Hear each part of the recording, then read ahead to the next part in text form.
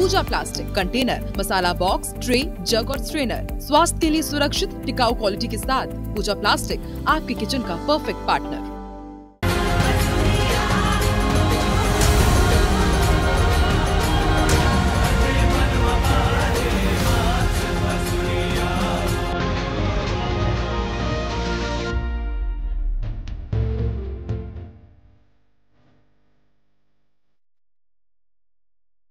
एक नवंबर 2000, भूगोल बदला, रचा इतिहास। कोंटा से कुसमी तक दिखा उल्लास। मध्य प्रदेश के नक्शे पर खिंच गई एक नई लकीर। बस्तर के घने जंगलों से सरगुजा की ऊंची पहाड़ियों तक, महानदी की लहरों से भिलाई की लौह चिनगारियों तक, विराट सपनों के साथ जागा एक नया राज्य, छत्तीसगढ़। हमारा छत्तीसगढ़ 25 साल महज साल नहीं, सोपान है। हर सोपान कहता है ये माटी बलिदानी है। हर सोपान नदियों की नई रवानी है। हर सोपान छत्तीसगढ़ियों के बुलंद इरादों की नई कहानी है। छत्तीसगढ़ संभावनाओं की नई कहानी का नाम है। आइए नई संभावनाओं का मिलकर जश्न मनाएं।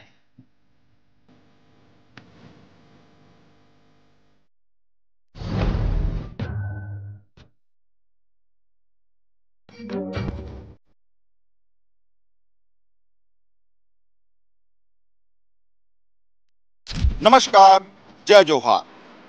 शुरू से शुरुआत करते हैं। छत्तीसगढ़ 1 नवंबर 2000 को जब पूरा देश नींद के आगोश में था, तब आधी रात को इस राज्य ने जन्म लिया एक अलग राज्य के रूप में। ये राज्य जिसकी सभ्यता हजारों साल पुरानी है। इसने अपने लिए कई नए सपने देखे, नए राज्य के रूप में। और आज इसने 25 साल पूरे कर लिए हैं अपने जन्म के बाद। आईपीसी 24 भी लगभग 17 साल से इस राज्य में घटने वाली हर घटना का साक्षी रहा है।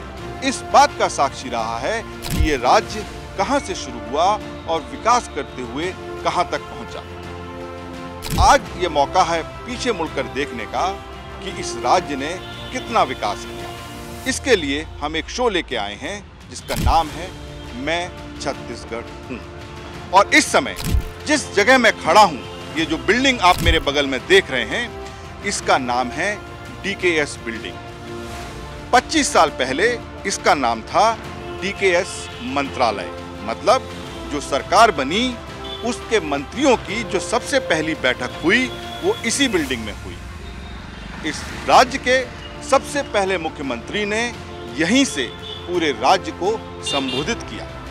और जितनी भी कैबिनेट मीटिंग हुई, नए राज्य के लिए जो जितनी बड़ी योजनाएं बनी, वो सब इसी बिल्डिंग के अंदर बैठकर बनी। तो ये बिल्डिंग और आईपीसी 24 लगातार साक्षी रहा इस राज्य की होने वाली घटनाओं का, इसकी प्रगति का, इसके विकास का।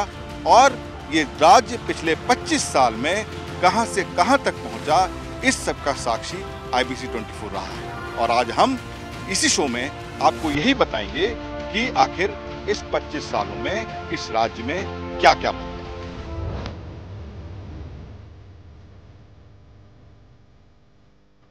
1965 वो साल था जब अलग राज्य के लिए अलग जगह आचार्य नरेंद्र ने छत्तीसगढ़ समाज की स्थापना की। इसके करीब 2 साल बाद यानी 1967 में डॉक्टर खूबचंद बघेल ने छत्तीसगढ़ी भातृ संघ बनाया और पृथक राज्य की मांग को नई धार दी। लोकसभा चुनाव के दौरान भाजपा नेता अटल बिहारी वाजपेयी ने रायपुर की सप्रे शाला मैदान में जनता से वादा किया था, आप मुझे 11 सांसद दो और मैं आपको छत्तीसगढ़ दूंगा। अटल जी की ये मांग छत्तीसगढ़ ने पूरी की। केंद्र में अटल सरकार सत्तासीन हुई। इसके लगभग 1 साल बाद 31 जुलाई सन 2000 को लोकसभा में और 9 अगस्त को राज्यसभा में छत्तीसगढ़ राज्य निर्माण के प्रस्ताव पर मुहर लगी। 4 सितंबर 2000 को भारत सरकार के राजपत्र में इसका प्रकाशन हुआ और इस तरह 1 नवंबर 2000 को छत्तीसगढ़ देश के 26वें राज्य के रूप में अस्तित्व में आया।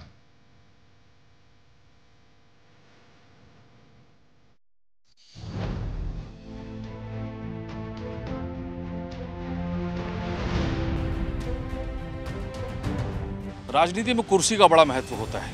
ये इस तरह की ही कुर्सी में इसी गार्डन में तब कांग्रेस के तमाम बड़े नेता मौजूद थे। अजीत जोगी आए हुए थे, ऐसे ही बैठे हुए थे। इस पूरे गार्डन में आपको बताऊं कि देश भर का मीडिया पहुंचा हुआ था, क्योंकि एक नया राज्य अस्तित्व में आ रहा था।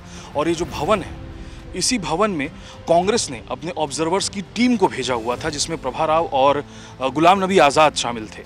इस भवन में बैठक हो रही थी और यहीं से इसी बैठक के बाद तय किया जाना था कि आखिर छत्तीसगढ़ का मुख्यमंत्री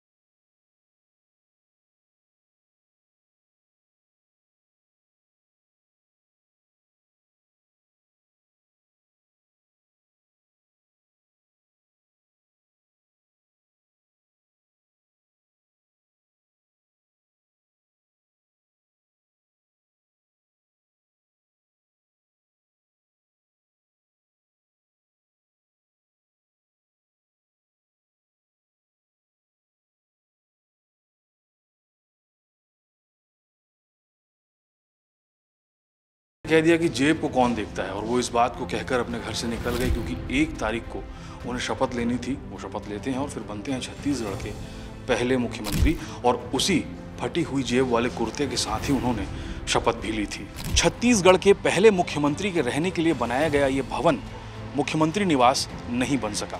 इसकी भी दिलचस्प कहानी यह है कि अजीत जोगी ने तय किया था कि जब वो रायपुर के कलेक्टर थे और कलेक्टर रहते हुए जिस बंगले में वो रहा करते थे, मुख्यमंत्री बनने के बाद भी वहीं रहेंगे। तो जो आज का मुख्यमंत्री निवास है रायपुर में सिविल लाइंस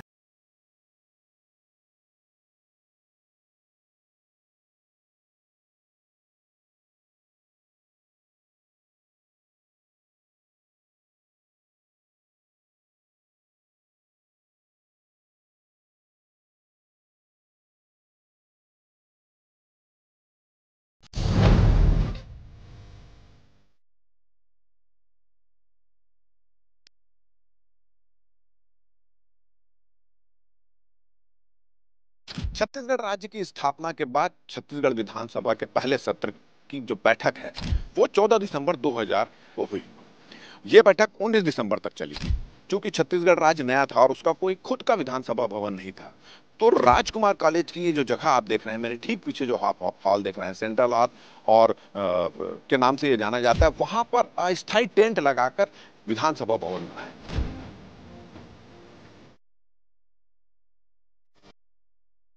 सदन के पहले सदस्य के रूप में भारतीय जनता पार्टी के जो वरिष्ठ विधायक हैं नंद कुमार साय, उन्होंने सबसे पहले शपथ ली थी। भारतीय जनता पार्टी ने उन्हें नेता प्रतिपक्ष भी बनाया था और उन्होंने अपनी पूरी शपथ संस्कृत में ली थी।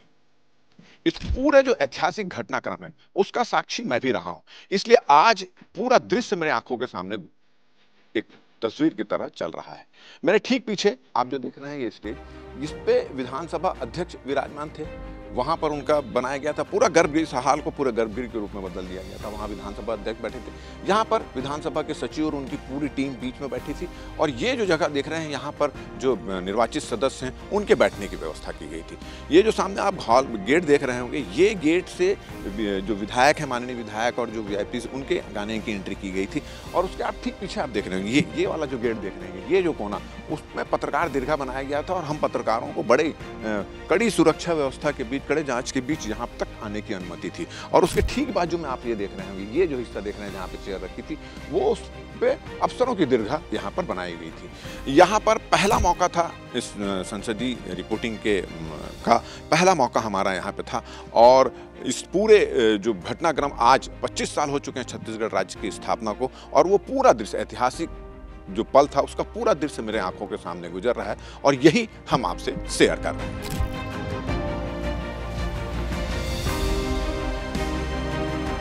हमारा एक राज्य बना दिया अटल बिहारी वाजपेयी ने, 3 राज्य जो बनाए उसमें हमारा छत्तीसगढ़ भी बन गया। मध्य प्रदेश में तो थे हम लोग, और छत्तीसगढ़ जब बना तो बहुत सारी बातें आई कि हमारा छत्तीसगढ़ है। इस जनजातियों का बाहुल्य क्षेत्र है, और यहाँ पर रह कर के हम अपने क्षेत्र के लिए, अपने लोगों के लिए कुछ कर सकने की स्थिति में होंगे, ऐसी मन में भावना थी।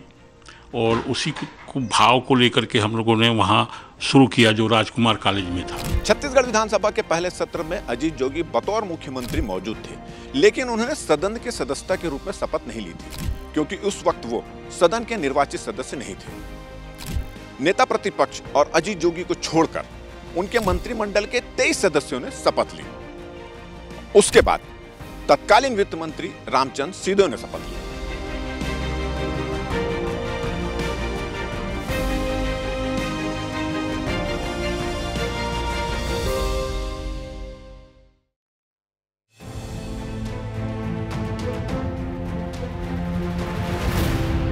तो छत्तीसगढ़ बनने के बाद कांग्रेस पार्टी की सरकार तो बन गई, जोगी मुख्यमंत्री बन चुके थे और नियम था उनको लड़ना था चुनाव, यानी राज्य का पहला उपचुनाव होना था।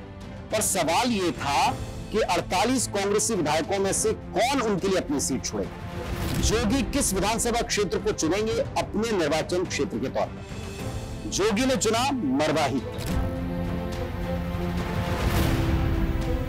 आदिवासी बहुल मरवाही सीट पर उस वक्त विधायक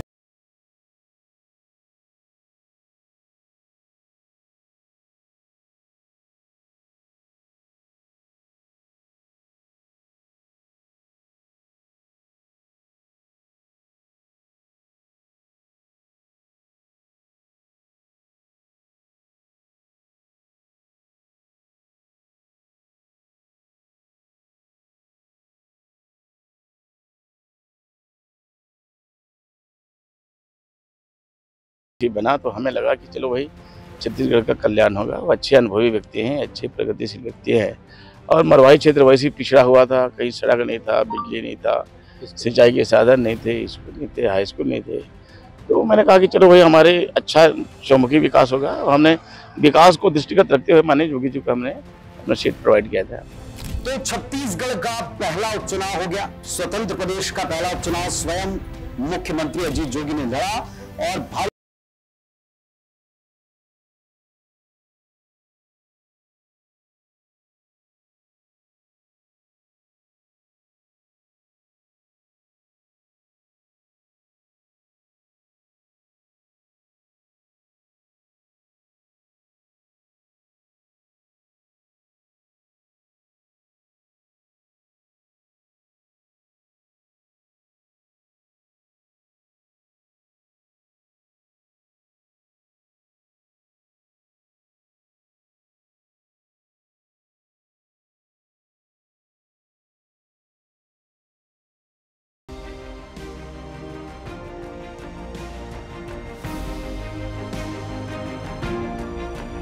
रायपुर का कलेक्टर बंगला, जो उस वक्त मुख्यमंत्री अजीत जोगी का निवास स्थान था, और अचानक से ये आत्महत्या का केंद्र बन गया। आपको बता दें कि इसकी शुरुआत हुई जब कोरबा के एक विकलांग युवक जितेंद्र साहू, जो सरकारी नौकरी चाहता था, उसको जोगी के कर्मचारियों ने बंगले से बाहर निकाल दिया, जबकि तत्कालीन मुख्यमंत्री ने पहले उससे मुलाकात की थी, और इसके साथ ही सिर्फ मुलाकात नहीं, उससे मदद का वादा भी किया था। और इसके बाद निलंबित कांस्टेबल नाग ने भी आत्मदाह की कोशिश की, जिसे पुलिस वालों ने यहां से हटा दिया। मुश्किल से एक हफ्ते बाद इम्तियाज हुसैन ने भी ऐसा करने की कोशिश की। पिछले हफ्ते 3 महिलाओं, जो सभी सरकारी क्लर्क थी, उन्होंने मध्य प्रदेश वापस तबादला न होने पर आत्महत्या की धमकी दी थी। अब इसे लेकर जोगी कहते हैं कि मैं समझ नहीं पा रहा हूं कि आखिर इस तरह की घृणित कार्य करने के लिए लोग इस जगह को क्यों चुन रहे हैं।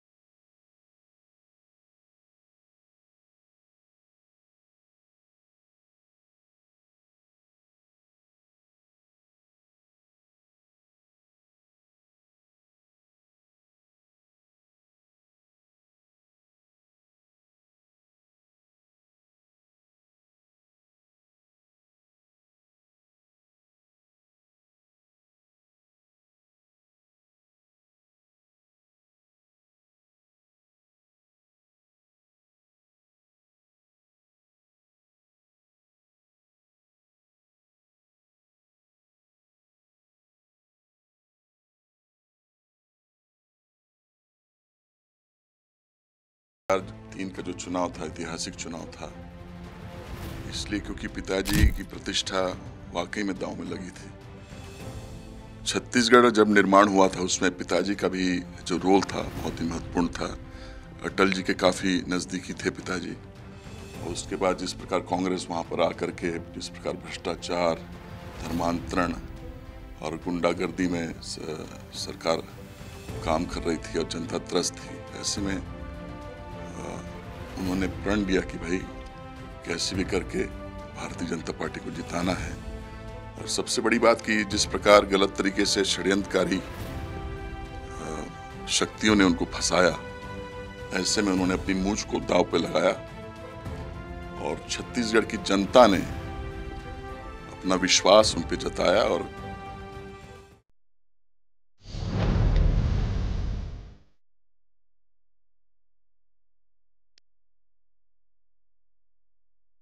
छत्तीसगढ़ में वर्ष 2003 में भाजपा सरकार को बहुमत मिली और भाजपा सरकार बनाने के लिए उत्साहित थी, लेकिन कांग्रेस हार मानने को तैयार नहीं थी और अजीत जोगी के नेतृत्व में भाजपा विधायकों को पैसे के दम पर तोड़ने का दौर चला।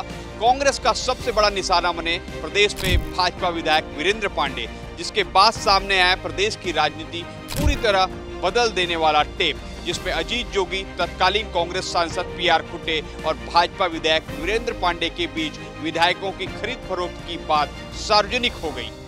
देखिए, अजीत जोगी चुनाव हार गए थे और उस चुनाव को हार को बर्दाश्त नहीं कर सकते थे, तो उन्होंने कोशिश की कि भारतीय जनता पार्टी को तोड़ लिया जाए और अपनी मर्जी के किसी भारतीय जनता पार्टी के आदमी को मुख्यमंत्री बना लिया जाए।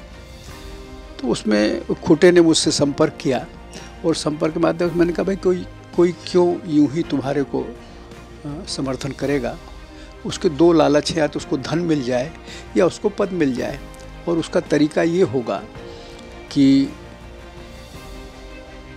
उनको पैसे दे करके, लालच दे करके तोड़ा जाए। तो उसके लिए उन्होंने कहा कि अजीत जोगी जो है वो आपको इसमें मदद करेंगे, क्योंकि वो चाहते हैं ऐसा और सोनिया गांधी का समर्थन उनको है। और रायपुर के इसी एकात्म परिसर, इसी जगह पर अरुण जेटली ने पूरे घटनाक्रम का खुलासा किया और जोगी को कसूरवार ठहराया। जेटली ने नोटों से भरा बोरा और ऑडियो टेप पत्रकारों के सामने पेश किया।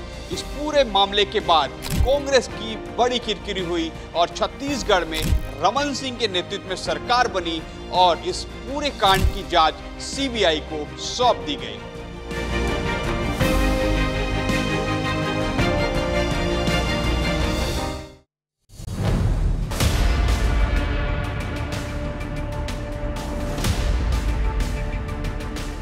सुबह सुबह का वक्त था, ड्राइवर कुछ थका हुआ था, गाड़ी दौड़ रही थी अपनी गति से, चूंकि चुनाव था 2004 महासमुंद लोकसभा का। यहां से लड़ रहे थे अजीत जोगी, वो अजीत जोगी जो चुनौती देते थे और चुनौती को पूरा भी करते थे। इसी चुनौती को पूरा करने के लिए जोगी दिन रात अपनी लोकसभा में घूम रहे थे, लेकिन 11 अप्रैल 2004 की वो सुबह उनके जीवन में एक झंझावात बनकर के आई। जोगी की गाड़ी धीरे धीरे गरियाबंद की तरफ बढ़ रही थी, तभी ड्राइवर को नींद आ गई और गाड़ी दुर्घटनाग्रस्त हो गई।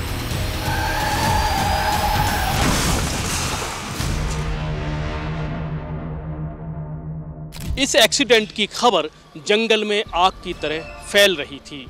फोन घनघना रहे थे, लंदन से दिल्ली और दिल्ली से रायपुर लगातार फोन आ रहे थे। उस वक्त के प्रधानमंत्री अटल बिहारी वाजपेयी ने सबसे पहले रेणु जोगी को फ़ोन किया और अपनी स्वास्थ्य मंत्री सुषमा स्वराज को कहा कि अजीत जोगी को जल्द से जल्द एम्स लेकर आओ। रेणु जोगी अपनी किताब में लिखती हैं कि अजीत जोगी ने दो चीज़ें कमाई थी, एक उनका लोगों के साथ संपर्क और दूसरा उनका जीने का जज्बा। 3 या 4 बजे के सुबह की घटना है और उन्होंने बताया था मुझे, उनके घर वालों ने बताया था कि वो लगता है ड्राइवर सो गया था, वो गाड़ी एक दुर्घटना से ग्रस्त हो गए। उसमें उनके कमर पूरी तरीके से काम करना बंद कर दिया गया। यहाँ जब लाया गया तो उनको दिल्ली के बजाय बम्बई शिफ्ट किया गया। वहाँ इलाज चला बहुत दिन तक। दिग्विजय सिंह ने अपने यहाँ की प्लेन की व्यवस्था की, उनको आगे भेजा और बहुत सारे उनके शुभचिंतक उनके साथ रहे। दुख दर्द में शामिल जो परिवार में हुआ करते थे, सबके मन में उनके प्रति बहुत चिंता थी। उन्होंने खूब अपना जीवटता को प्रदर्शित किया है जोगी जी ने, और उनकी जीवटता के आगे ही ये हो सका कि वो हमारे बीच बहुत दिन तक रहे। व्हीलचेयर में सांसद भवन जाते थे, व्हीलचेयर में कार्यक्रम करने जाते थे।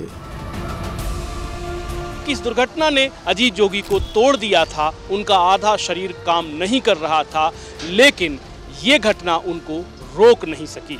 अजीत जोगी अगले 20 वर्ष तक और राजनीति में सक्रिय रहे और उन्होंने छत्तीसगढ़ को पहली बार बताया कि तीसरा दल भी कुल मिलाकर अगर इकट्ठा हो जाए तो 15% वोटों से ज्यादा वोट ला सकता है।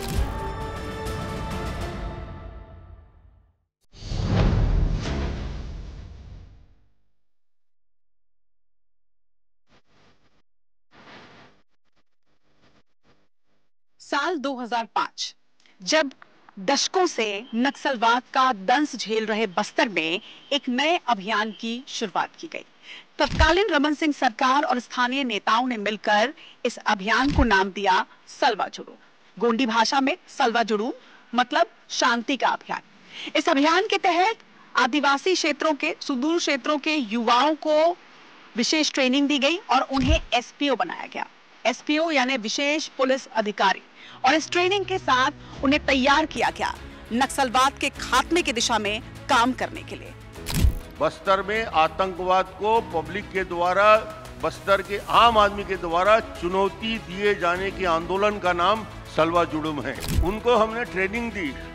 ट्रेनिंग देने के बाद उनको हमने मोर्चे पे लाने की तैयारी की और मोर्चे पे जब वो आ गए तो नक्सलियों में खलबली मच गई, क्योंकि लोकल बच्चे थे। आज डीआरजी के रूप में जो लड़के लड़ रहे हैं बस्तर की शांति के लिए, सबसे ज्यादा शहादत और सबसे ज्यादा नक्सलियों को पैर उखड़ रहा है, तो वो डीआरजी के बच्चों की वजह से हो रहा है जो एसपीओ थे।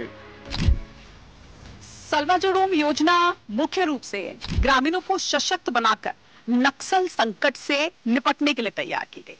लेकिन इस योजना के बाद मानवाधिकार विवाद भी हुए और इसके बाद ये मामला सुप्रीम कोर्ट तक पहुंचा और सुप्रीम कोर्ट में जस्टिस बी सुदर्शन रेड्डी की बेंच ने इसे असंवैधानिक करार दिया।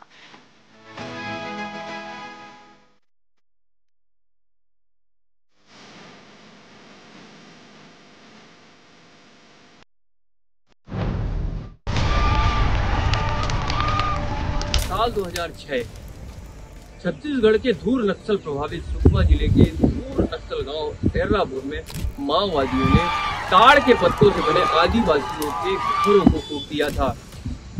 इस हमले में बुजुर्ग, अबोध बच्चे और माओवादियों के खिलाफ खड़े कई लोग मारे गए थे। छत्तीसगढ़ में नक्सलियों की निर्ममता का यह सबसे बड़ा उदाहरण है।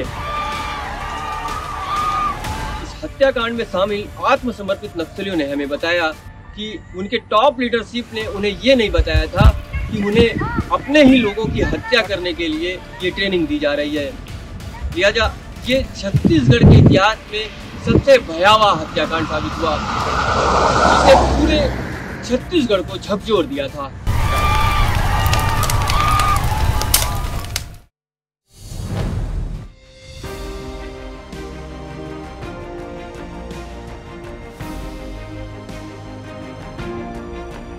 साल 2008 छत्तीसगढ़ विधानसभा चुनाव में भारतीय जनता पार्टी ने शानदार जीत हासिल की और डॉक्टर रमन सिंह दूसरी बार छत्तीसगढ़ के मुख्यमंत्री बने। इस जीत में कई कारकों ने महत्वपूर्ण भूमिका निभाई। रमन सिंह को उनके लोकप्रिय पीडीएस सिस्टम यानी कि सार्वजनिक वितरण प्रणाली की वजह से चावल वाले बाबा के नाम से जाना जाता था। इस योजना में गरीबों को रियायती दरों पर चावल उपलब्ध कराया जाता था। इस योजना से उनकी लोकप्रियता ग्रामीण इलाकों में और बढ़ गई। 5 साल के कार्यकाल बीत जाने के उपरांत दूसरी बार जब सरकार बनी रमन सिंह, तब तक रमन सिंह अपने सुशासन और नीतियों के चलते पूरी तरह देश भर में प्रसिद्ध हो चुके थे। चाउर वाले बाबा के रूप में उनके द्वारा अपनाई गई चावल नीति को देश के अन्य राज्यों में, चाहे वो भाजपा हो या गैर भाजपाई राज्य, सभी ने अपनाना शुरू कर दिया था। इस तरह 2008 में बीजेपी की जीत का कारण रमन सिंह की लोकप्रियता, प्रभावी नीति और कुशल प्रशासन का परिणाम थी, जिसने सत्ता विरोधी लहर को भी मात दे दी।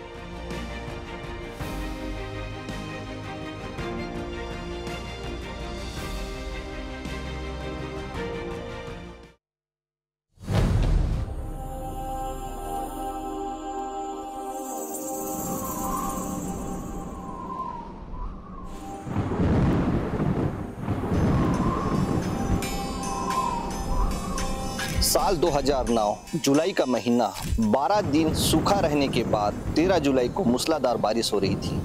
तड़के से बादलों ने भी बरसने की जिद पकड़ ली थी। नीचे भी यही हाल था, आंखें नम थी। राजनांदगांव से लेकर छत्तीसगढ़ शोक में डूबा था। आसमान से बरसते पानी को देखकर लग रहा था मानो वो भी रो रहा है।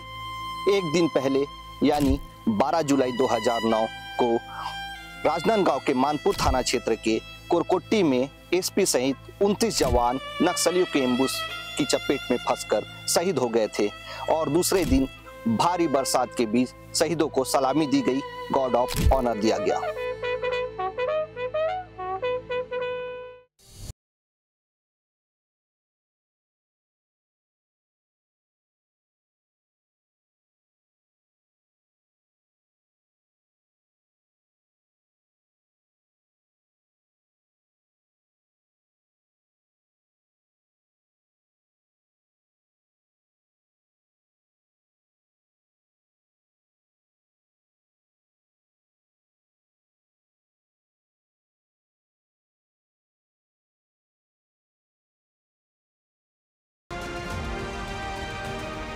इस हमले ने भारत की आंतरिक सुरक्षा पर गंभीर सवाल खड़े कर दिए थे और नक्सल समस्या की भयावहता को उजागर किया था।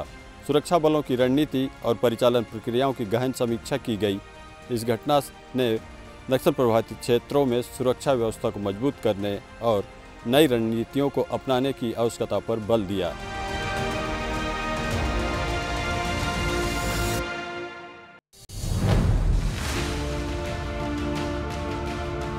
साल 2012 तत्कालीन रमन सरकार द्वारा ग्राम स्वराज अभियान चलाया जा रहा था। इसके तहत तमाम अधिकारियों को गांवों में जाकर वहां सरकार की योजनाओं की जानकारी और उनकी समस्याओं को सुनना था। इसी कड़ी में सुकमा के कलेक्टर एलेक्स पॉल मेनन भी केरलापाल विकासखंड के मांझीपारा गांव पहुंचे हुए थे। वहां पर वो जन समस्या शिविर लगा रहे थे और तभी अचानक वहां पर गोलियों की आवाज सुनाई दी। नक्सलियों के एक गुट ने आकर वहां पर अचानक हमला कर दिया और कलेक्टर के दोनों सुरक्षा गार्डों की गोली मारकर हत्या कर दी।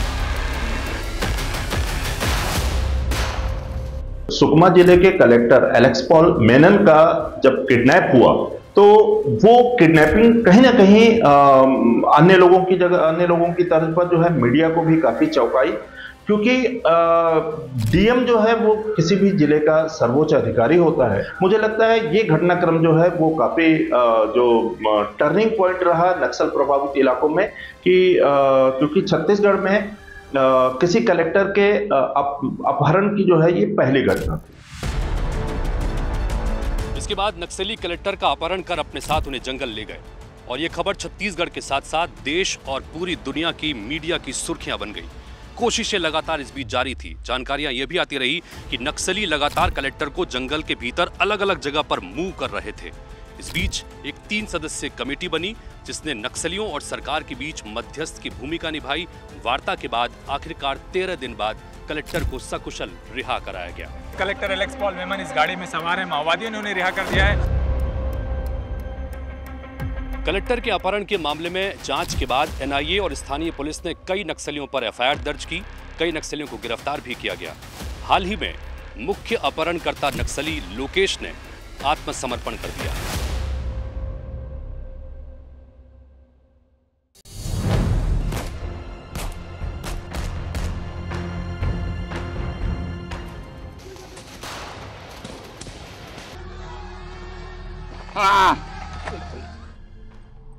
छत्तीसगढ़ में 2013 में विधानसभा चुनाव होने थे।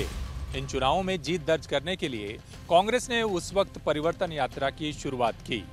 25 मई 2013 को जब ये परिवर्तन यात्रा सुकमा से जगदलपुर आ रही थी, उसी दौरान झीरम घाटी में माओवादियों ने कांग्रेस के इस काफिले पर भीषण हमला किया।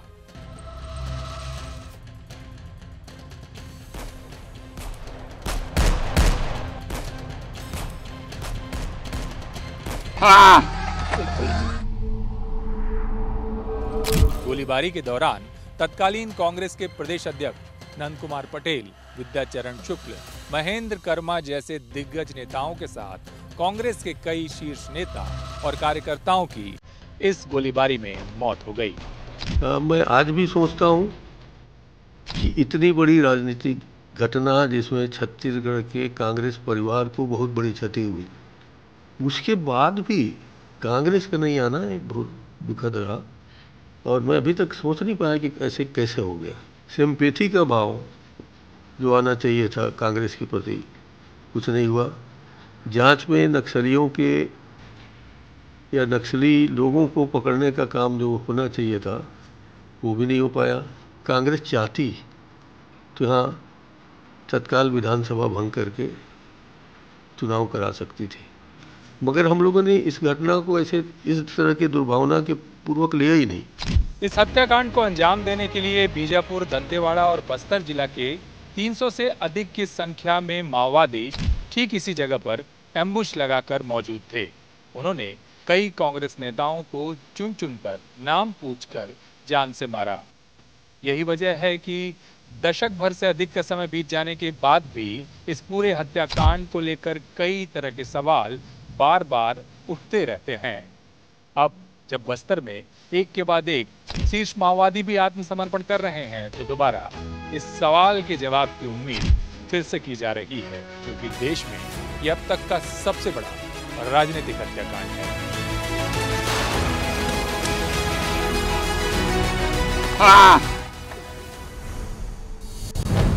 मैं नरेंद्र दामोदर दास मोदी ईश्वर की शपथ लेता हूं कि साल 2014 केंद्र में प्रचंड बहुमत से बीजेपी की सरकार बनी। छत्तीसगढ़ में ये प्रचारित हुआ कि डबल इंजन की सरकार, यानी केंद्र में मोदी की सरकार और राज्य में रमन सरकार, इसका सीधा फायदा प्रदेश को मिलेगा और ग्रोथ दुगुना होगा। इसी के साथ ही सरकार ने विशेष राज्य के दर्जे की मांग भी की, ये कहते हुए कि छत्तीसगढ़ का शुमार पिछड़े राज्यों में है। इस पर कांग्रेस ने यानी कि विपक्ष ने सवाल खड़े किए और सवाल खड़े करते हुए ये कहा कि एक तरफ यानी कि अब तक लगातार सरकार कह रही थी कि छत्तीसगढ़ एक विकसित राज्य है, लेकिन अब इसे पिछड़ा बता रही है। खैर, विशेष राज्य का दर्जा तो नहीं मिला और विशेष पैकेज भी नहीं मिला, लेकिन सवाल हमारा भी एक है और सवाल ये है कि क्या आपको भी लगता है कि डबल इंजन की सरकार से प्रदेश का ग्रोथ दुगुना हुआ और क्या जो सुधार कार्य थे वो हुए हैं?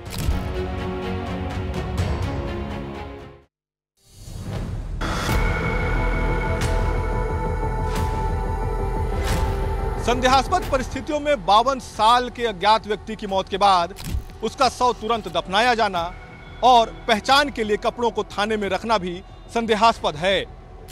मुख्यमंत्री डॉक्टर रमन सिंह ने इस मामले में बिलासपुर के कलेक्टर से रिपोर्ट भी मांगी है। हाल ही में सरगुजा में भी भूख से एक बच्चे की मौत हो गई थी। सोचिए, जिस छत्तीसगढ़ को धान का कटोरा कहा जाता है, वहां एक 52 साल के व्यक्ति की मौत भूख से हो जाती है और उसके पेट में अन्न का एक दाना भी नहीं मिलता। तो ये माना गया था कि भाई ये मौत जो है वो भूख के कारण हुई।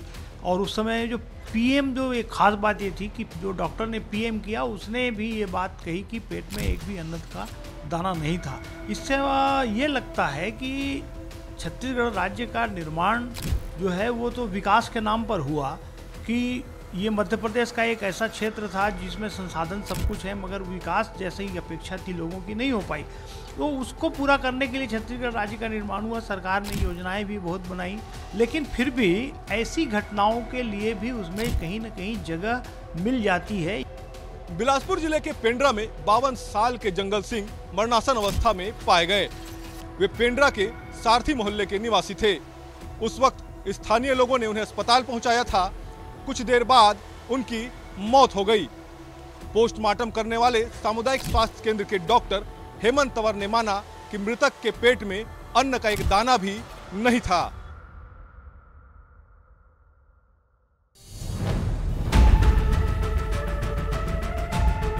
साल 2016 में कांग्रेस पार्टी ने पूर्व मुख्यमंत्री अजीत जोगी के बेटे विधायक अमित जोगी को पार्टी से निकाल दिया था।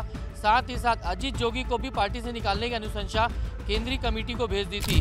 हालांकि इसके बाद छत्तीसगढ़ के पूर्व मुख्यमंत्री अजीत जोगी और कांग्रेस के केंद्रीय समिति के सदस्य ने पार्टी छोड़ते हुए नई पार्टी का गठन का ऐलान किया था। यही वो सागौन बंगला है जहां से पूर्व मुख्यमंत्री अजीत जोगी ने नई पार्टी बनाने की घोषणा की थी और दावा किया था कि छत्तीसगढ़ के 38 विधायक में से 15 विधायक उनके संपर्क में हैं। उनका ये मानना था कि आने वाले समय में हम सब मिल करके छत्तीसगढ़ को एक नया दिशा देंगे। इसलिए उन्होंने 21 जून 2016 को पार्टी का गठन किया, जनता कांग्रेस छत्तीसगढ़ जे का। और जब पहला चुनाव जो हुआ 2018 में, वो 7 सीटों के साथ अपनी गठबंधन के साथ 14% वोट ला करके छत्तीसगढ़ में एक इतिहास रच दिया। ये दुर्भाग्य का विषय था कि वो बहुत कम समय में उनका निधन हो गया। असल में अजीत जोगी खुद के लिए राज्यसभा की टिकट चाह रहे थे। हालांकि राहुल गांधी ने उन्हें साफ मना कर दिया था, जिसके बाद अजीत जोगी ने कहा कि वे कच्ची गोली नहीं खेले हैं। उनके पास 20 साल का प्रशासनिक सेवा का अनुभव है और साथ ही साथ पिछले 30 से 35 साल से वे राजनीति में हैं। उन्हें पूरा विश्वास था कि वे बहुमत ला सकते हैं।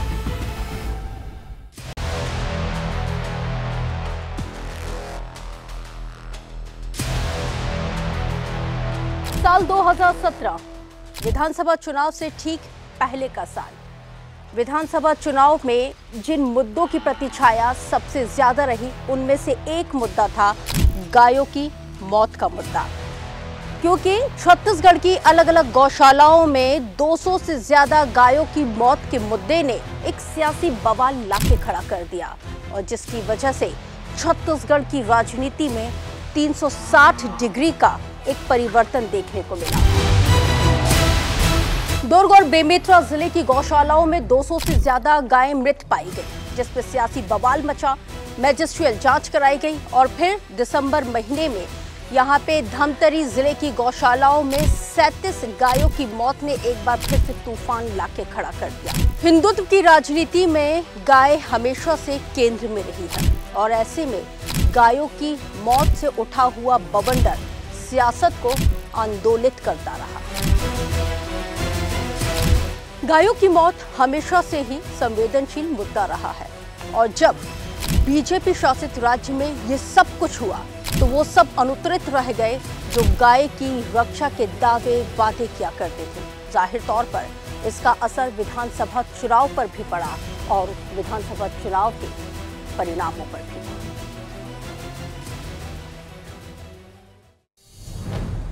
मैं भूपेश बघेल ईश्वर की शपथ लेता हूँ।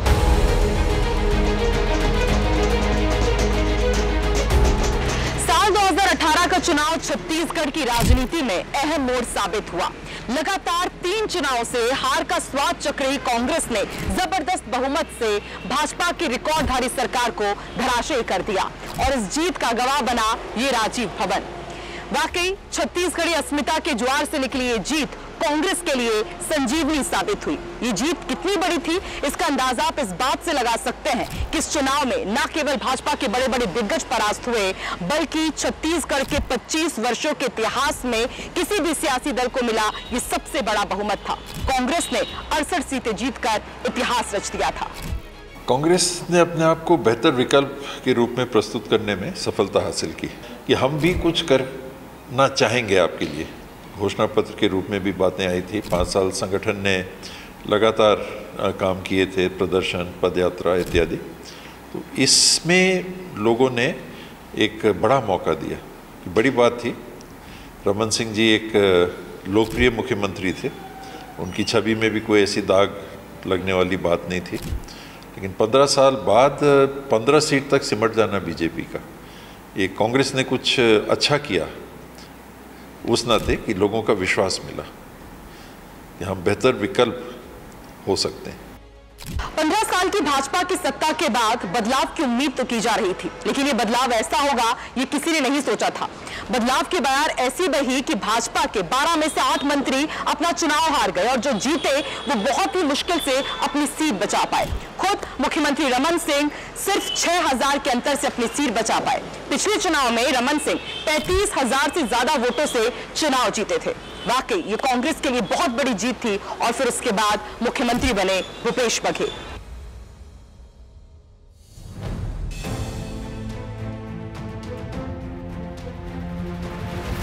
छत्तीसगढ़िया सबले बढ़िया।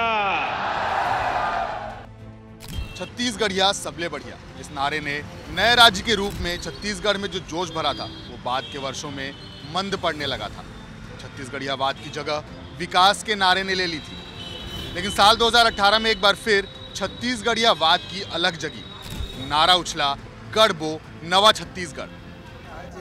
गढ़बो रे नवा छत्तीसगढ़, गढ़त रहिबो नवा छत्तीसगढ़, गढ़बो रे नवा छत्तीसगढ़। उनके 15 साल के शासन के बाद जब कांग्रेस सरकार आई तो फिर छत्तीसगढ़ शुरू हो गया। भूपेश बघेल की सरकार ने लगातार छत्तीसगढ़ की संस्कृति को आगे बढ़ाने का प्रयास किया है, जैसे बोरेबासी हुआ, गेड़ी हुआ, पोला त्यौहार मनाने लगे, तो मतलब छत्तीसगढ़ का एकदम छत्तीसगढ़ शुरू हो गया। और इस नारे का तत्कालीन भूपेश सरकार ने एक सियासी हथियार की तरह जमकर इस्तेमाल किया। छत्तीसगढ़िया संस्कृति, लोक पर्व और लोक प्रतीकों के जरिए छत्तीसगढ़िया सेंटिमेंट को अपने फेवर में जमकर एनकैश किया।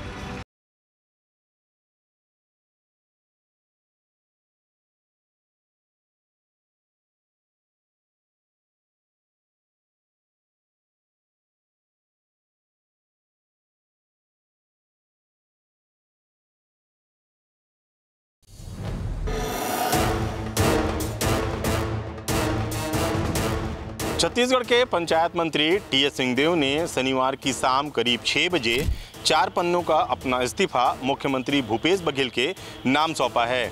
इस इस्तीफे में ये बात कही गई कि पंचायत को छोड़कर वो बाकी विभागों में कैबिनेट मंत्री बने रहेंगे। इस इस्तीफे को लेकर मुख्यमंत्री भूपेश बघेल ने प्रतिक्रिया दी। उनका कहना है कि इस्तीफे की जानकारी उन्हें मीडिया के जरिए ही मिली है। सूत्रों की माने तो टी.एस. सिंहदेव मुख्यमंत्री बनने की महत्वाकांक्षा के साथ दिल्ली में राहुल गांधी और प्रियंका गांधी के साथ कई दौर की बैठकें भी कर चुके हैं। पिछले वर्ष टी.एस. सिंहदेव ने अपने समर्थित विधायकों के साथ अपना ताकत दिखाने के लिए दिल्ली में डेरा भी जमाया था, लेकिन इस मामले को लेकर कोई सहमति नहीं बन पाई थी। हालांकि डिप्टी सीएम के पास कोई पृथक जवाबदारी नहीं होती। कैबिनेट में मुख्यमंत्री के बाद में आप मान सकते हैं कि नंबर 2 में आ गए, क्योंकि उप मुख्यमंत्री एक ही हैं, अब तो 2 हैं। लेकिन जो प्रोटोकॉल होता है मुख्यमंत्री जी के बाद नंबर 2, नंबर 3, नंबर 4 इस प्रकार से प्रोटोकॉल रहता है। तो उसमें मुख्यमंत्री जी ने मुझे ऐसे भी नंबर 2 पे ही रखा था जब उप मुख्यमंत्री नहीं थे। तो उप मुख्यमंत्री के नाम पे एक ही उप मुख्यमंत्री थे, तो वो प्रोटोकॉल हो गया। बाकी कोई फाइल अलग से नहीं आती है, कोई जिम्मेदारी आप निभा पाओ वो नहीं होता है। टी.एस. सिंहदेव के इस्तीफे के बाद छत्तीसगढ़ की राजनीति में भूचाल आ गया। कांग्रेस की राज्य इकाइयों में भी फूट की खबरें आने लगीं। यही कारण था कि आला कमान को इस मामले में दखल देना पड़ा और छत्तीसगढ़ की राजनीति में पहली बार किसी को उप मुख्यमंत्री बनाया गया। टी.एस. सिंहदेव को जून 2023 में उप मुख्यमंत्री बनाया गया और ये घटनाक्रम विधानसभा चुनाव के ठीक पहले घटा।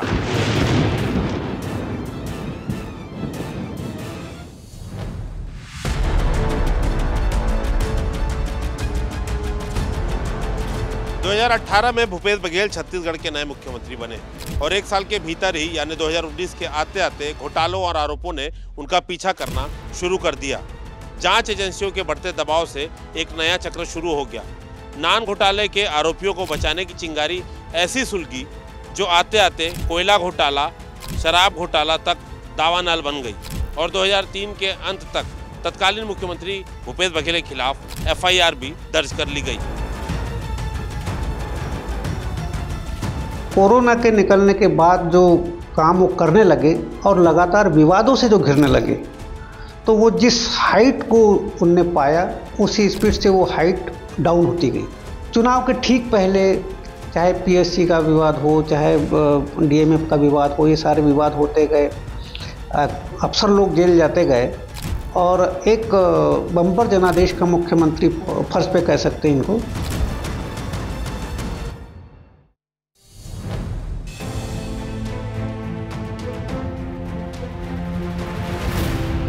घोटालों के बाढ़ के बीच 2030 का चुनाव करीब आ चुका था और 2023 के चुनाव में एक नारा खूब गूंजा, आओ नहीं सहबो, बदल के रहो। कांग्रेस सरकार के अत्याचारों से त्रस्त छत्तीसगढ़ की जनता कह रही है, आओ नहीं सहिबो,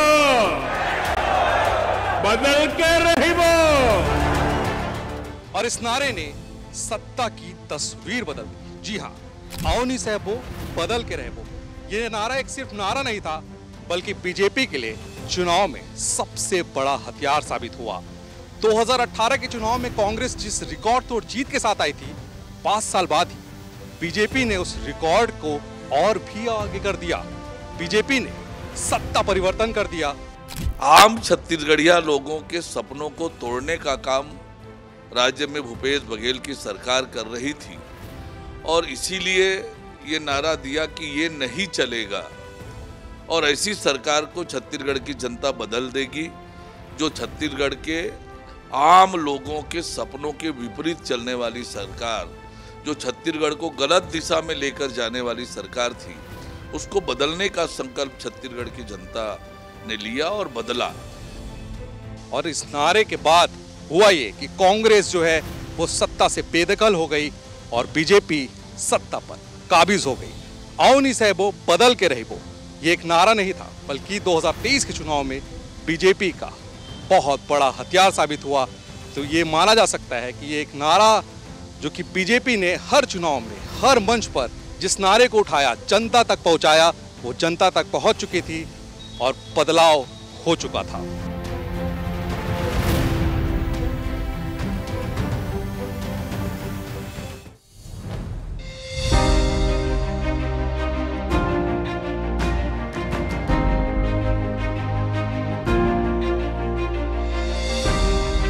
पच्चीस साल की 25 कहानियां, 4 मुख्यमंत्री अब तक इस यात्रा के सारथी बने। अजीत जोगी से शुरू हुई ये कहानी वर्तमान सीएम विष्णुदेव साय तक पहुंचती तो है, पर खत्म नहीं होती, क्योंकि ये छत्तीसगढ़ की संभावनाओं के नए युग की यात्रा है। 2000 में 3 राज्य एक साथ बने, उत्तराखंड और झारखंड अब इस वक्त कहाँ हैं ये किसी को बताने की ज़रूरत नहीं है। आज का छत्तीसगढ़ न केवल सीख रहा है, बल्कि अपनी सफलताओं से दूसरों को सिखा भी रहा है। तो आखिर में बस इतना ही कहूँगा कि कीप लर्निंग, कीप इंस्पायरिंग और कीप स्माइलिंग छत्तीसगढ़। जय जोहार।